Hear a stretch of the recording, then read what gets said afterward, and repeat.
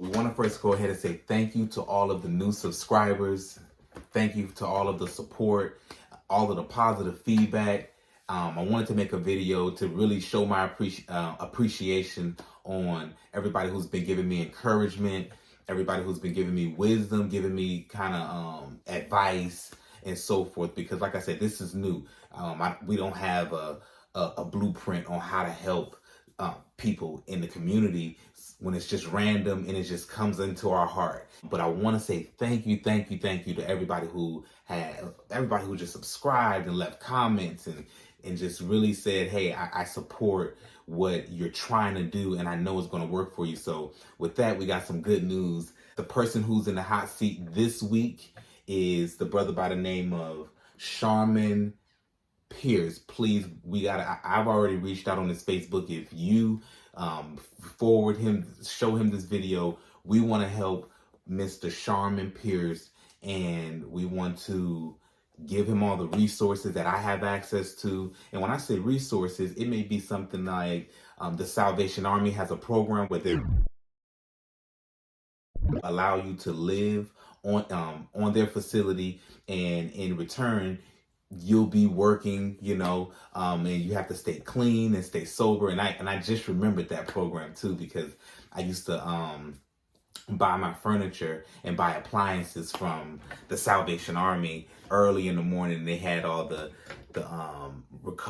guys who are recovering. Those would be the people that's pushing out the furniture and that's helping to organize the warehouse. Now that's an awesome program, and people turn their lives around all the time. So Atlanta Street Interviews, please support him.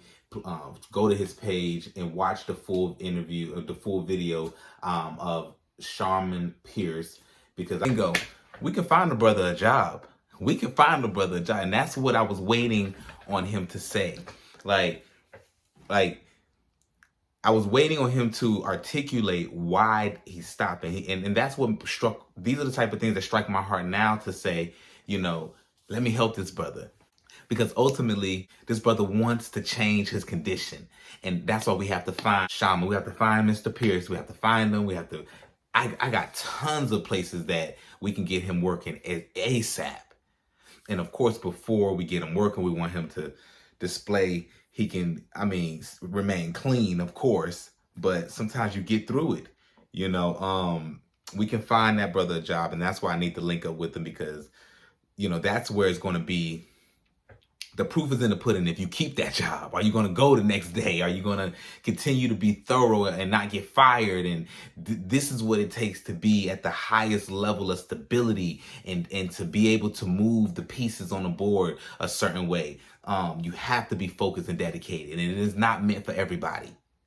It is not meant for everybody. And I'm aware that we are not going to be able to help everyone.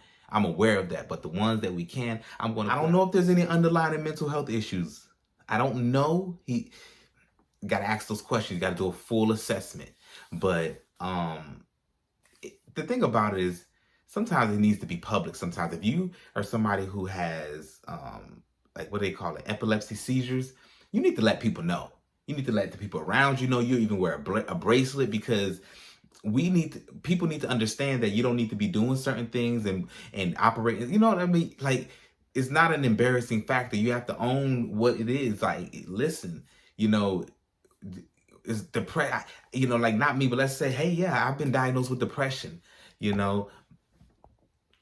I've been diagnosed with depression. Someone said, that's not nobody else's business. No, but it's something that it's nothing to be ashamed of, and it's nothing to be embarrassed of. No one's perfect. And everybody suffers from a little anxiety. I suffer anxiety, depression. So these are things that when you talk about it, it allows you to normalize it, and then you can correct it and not try to hold it in. And then when you do experience a trigger, you don't know how to deal with it because you kept everything all bottled up. You didn't talk about it or go to any type of open group discussions about it, and everybody can vocalize how they deal with their triggers and what do triggers feel like. These are the type of things that you have to do. So it's not that you're trying to embarrass people, but we have to start the conversation, because that's the only way to start the healing. And that's just what it is. And I said, I want to help. I'm going to hit you on the Facebook. I reached out on the Facebook. He didn't reply yet. I understand when you're, out here in the streets and you may not have a stable phone. You may not have a phone, and I get it's difficult, but I know that this video will reach brother Charman Pierce, and we can show his bounce back. And I think that's awesome. Everyone is like, hey, you shouldn't put a camera in their face, and it's, that's not right. And I think if you have righteous intentions, you can do it. It's all about your intention. If you put a camera in a homeless person's face to exploit them, to not help them, then it's wrong. But if you put a camera in a homeless person's face to open up a conversation, to highlight something that we often just overlook, and we don't even want to talk to the people, we often just kind of just want to hurry away. But now giving us the opportunity to hear their stories and to see their backgrounds, and these are our brothers, and these are our sisters, and our nephews and our nieces, and the reason for me personally, but nevertheless, I'm so excited. I wanted to come on here and just say thank you to everybody who has supported. And I want to be clear here. I gotta mention something. People like, why would you mention your employer and risk being fired? Oh my gosh. And I'm like, listen, you either why are you so worried about that? You're not worried about the truth. I'm not trying, and this is a disclaimer. My previous video I'm not, isolating the place I work. This is a larger conversation, and me showing the reviews and so forth. I'm just showing you that there is an experience that happens in these facilities. And if I'm just simply, sharing my experience in working in a facility, I have no favoritisms, and I have no allegiances to things that are corrupt or things that are not saying the place is, but I'm just stating that if I'm pointing out a fact that I have noticed, that's that. And if they say you're fired, to me personally, I'm all about financial freedom. And as a man who has to take care of children, has to take care of a household, it's an insult to think that, you can fire me, because my livelihood can never be predicated upon you being able to just fire me that quick. I have to be a solution-oriented man. This is me, to where you won't have that type of power over me. Because if I say something that you don't like, hey, mental health institutions are sometimes non-therapeutic. And they sometimes appear to be as if they're just pushing numbers. Oh my gosh, how could you say that? You work there. Yeah, it's the truth. Fire him. I'm not a robot. We are not living in an insane asylum. We're supposed to be living in we're logical thinkers, but no, that is, for me to just zip it and just not voice it because of the money that you're giving me, you're paying me off to just kind of have a blind eye. No, I don't operate like that. I want to go back to a video I did about a year ago talking about we need to build our own hospital. $1 million in 30 days, put that towards a museum. Easy.